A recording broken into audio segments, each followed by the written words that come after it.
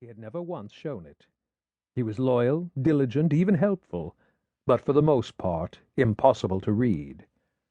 However, the longer Monk watched him, the more he realized Orm's respect was necessary to his success, and more than that, he actually wanted it.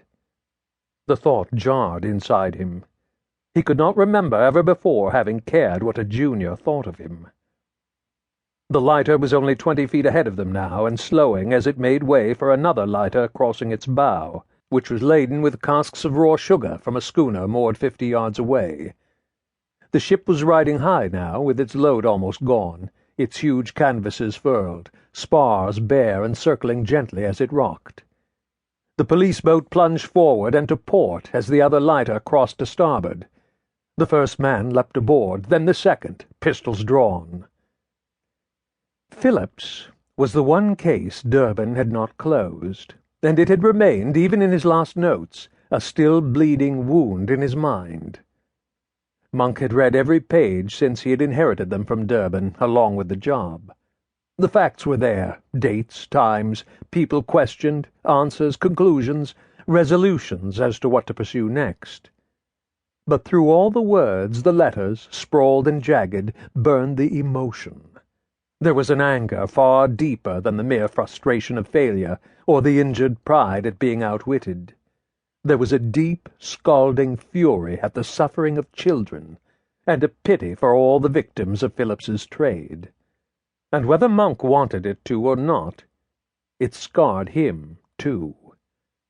He thought about it when the day was ended and he was at home.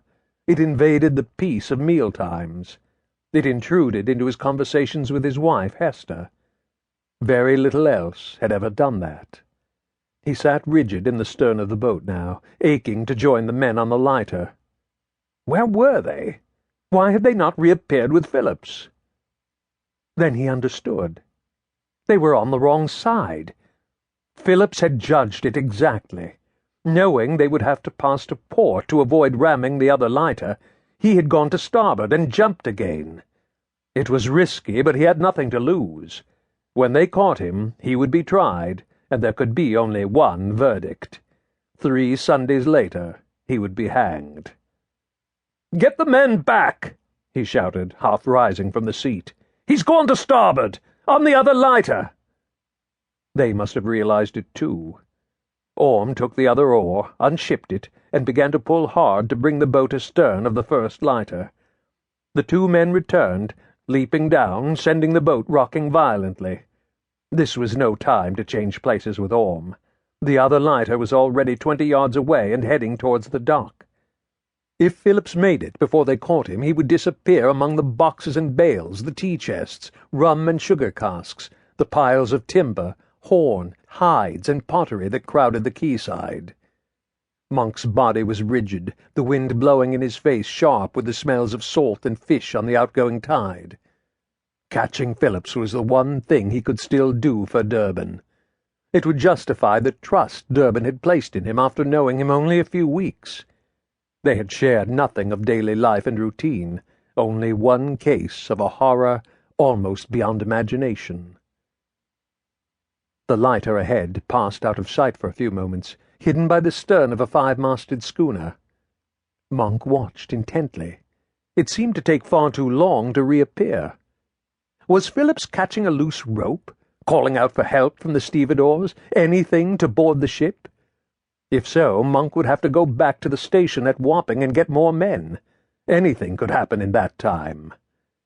Orm must have seen the possibility, too. He hurled his weight behind his oar, shouting at the other men.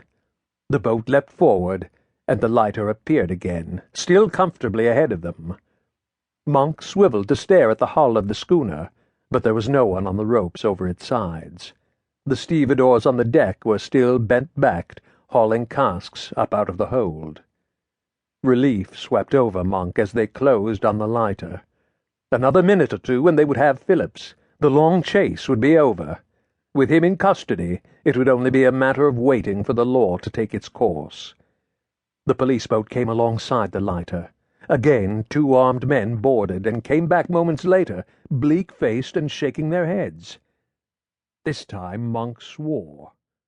Phillips had not